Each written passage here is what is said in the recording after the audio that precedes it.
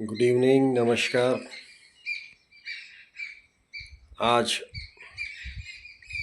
मुझे थोड़ी यहाँ घूम के फिर के थोड़ी फुर्सत मिली तो मेरे दिल में आया कि मैं कुछ चीज़ें जो यहाँ पर अगर कोई सज्जन अगर जगह ख़रीदना चाहता है पहाड़ पे,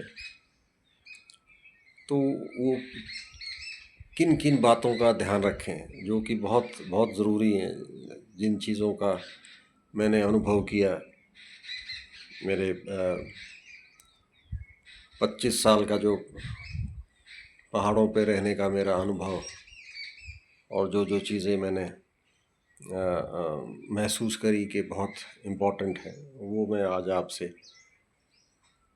शेयर करने का मेरा दिल किया, और ताकि ये बताऊं कि क्या क्या डिफ़िकल्टीज़ यहाँ पर आती हैं और क्या बेस्ट लोकेशन है जगह ख़रीदने के लिए, जहाँ पर आप अपना खुद का कोई मकान या कोई कॉटेज बनाकर अगर आप रहने के इच्छुक हैं। तो सबसे पहली चीज़ जो हिल्स पे जो ज़रूरत पड़ती है वो है धूप। जिस घर में धूप नहीं आती या बहुत कम आती है, तो मेरा ये मानना है, मैंने ये महसूस किया कि सर्दियों में तो उस घर में रहना बहुत मुश्किल हो जाता है। तो अगर आप कोई जगह ऐसी देख रहे हैं या आप प्लान कर रहे हैं, तो सबसे पहले ये चीज़ देखने की है कि वो जो छोटा प्लॉट है, वो जो जगह है, वो जो आप देख रहे हैं, वो सन फेसिंग होना चाहिए। मतलब जो भी कोई जगह है उसके साउथ में कोई भी ऊंची पहाड़ी या कोई डेंस फॉरेस्ट, ऊंचे पेड़ नहीं होने चाहिए जो कि आपके सनशाइन को, सूर्य रोशनी को बाधित करते हों। सबसे सबसे पहली चीज़ ये है, क्योंकि आपको ज़्यादातर समय पहाड़ों पे आपको धूप की आवश्यकता रहती है। बारिशों में अगर धूप कम आएगी तो घर में सीलन रहेगी, कपड़े भी नहीं सूखेंगे। सर्दियों में तो अगर धूप अगर आपके घर में सुबह 8 बजे आ जाती है तो सब कुछ, आत्मा, शरीर, घर सब प्रसन्न हो जाता है। और अगर आप धूप की इंतज़ार करते रहें और दोपहर तक भी मुश्किल से धूप आती है, थोड़ी देर आती है और चली जाती है, या बहुत जगह मैंने ऐसी देखी, लोग ख़रीद लेते हैं लेकिन उस घर में धूप नहीं आती। उन चीज़ों को वो लोग रियलाइज़ नहीं कर पाते जो कि वहाँ पर रहकर जिन्होंने इन चीज़ों की इम्पोर्टेंस को देखा। मतलब लोग ये कहते हैं कि साउथ फेसिंग नहीं होना चाहिए, ईस्ट फेसिंग होना चाहिए और नॉर्थ फेसिंग। मेरा ये मानना है कि साउथ फेसिंग जो भी आप घर बनाएंगे या जो आपके प्लॉट है, उसमें सर्दियों में सूर्य देवता का आशीर्वाद बहुत बहुत बहुत ज़रूरी है। और अगर धूप निकलती है तो पहाड़ पे रहने का, उस घर में बैठने का, उस आंगन में बैठने का अलग ही मज़ा है।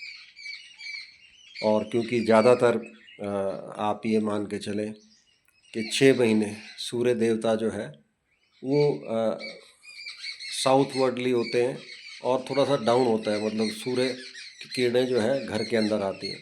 बिल्कुल गर्मी में मई जून में तो बिल्कुल सूरज ऊपर से जाता है, तो उस चीज़ का ज़्यादा फ़र्क नहीं पड़ता। तो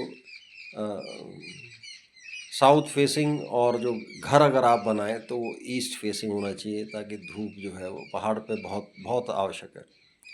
दूसरी चीज़ है कि पानी। जहाँ कहीं भी आप जगह देख रहे हैं तो वहाँ पर पानी जो है वो it should be in abundance. मतलब पानी जो है वो बहुत दूसरी आवश्यकता है। कुछ हिल स्टेशंस, कुछ जगह मैंने ऐसी देखी कि जहाँ पर अरे नज़ारा तो बहुत अच्छा है, हिल व्यू है, हिमालय व्यू है, लेकिन पानी नहीं है। पानी के लिए आप सोचें कि जी वहाँ कैंटर मंगा लेंगे, एक बार डाल देंगे, वो कर देंगे, लेकिन नहीं काम करते। जहाँ पर पानी की व्यवस्था, आसपास कोई पानी का स्रोत है जहाँ से रेगुलर पानी की सप्लाई है, आपको ज़्यादा परेशान ना होना पड़े। और जहाँ पर पानी का की स्रोत की जो जो जो क्वांटिटी है, जो रेगुलरिटी है, वो ऑल वेदर होनी चाहिए। पानी की बहुत दिक्कत आती है पहाड़ों के अंदर। मैंने शुरू में देखा है, धनौल्टी में मैंने बनाया था अपना कॉटेज, तो पानी नहीं था, या तो बारिश के पानी से ही काम चलाते थे, या पास में एक छोटा सा झरना था तुरतुरी, या वहाँ से भर के लाते थे। बड़ी दिक्कत रहती थी। तो दूसरी चीज़ जो है वो पानी। और तीसरी चीज़, आज के टाइम तो लगभग सभी गांव का और जगह का विद्युतीकरण हो गया है, तो बिजली जो है, इलेक्ट्रिसिटी, उसके उसकी उपलब्धता वो ज़रूर होनी चाहिए उसके साथ में। जो आप जगह देख रहे हैं उसका जितना नज़दीक होगा, उसमें वियर एंड टियर जो है वो कम होगा। और वो भी बहुत अच्छा तरीके से देखना चाहिए, क्योंकि कुछ जगह ऐसी है जो वही बात है, लोकेशन बहुत अच्छी है, व्यू बहुत अच्छा है, लेकिन बिजली का खंभा बहुत दूर से लाना पड़ेगा, जिसमें जो है ना लगाने में और फिर बाद में उसको मेंटेन करने में, अगर सिंगल आपका कनेक्शन आ रहा है तो बड़ी बड़ी दिक्कत आ रही है। तो ये 2-3 चीज़ सबसे पहले, अगर आप कोई जगह खरीदने जा रहे हैं तो इन चीज़ों का आप पहले ध्यान रखें, उसके बाद में आप देखें।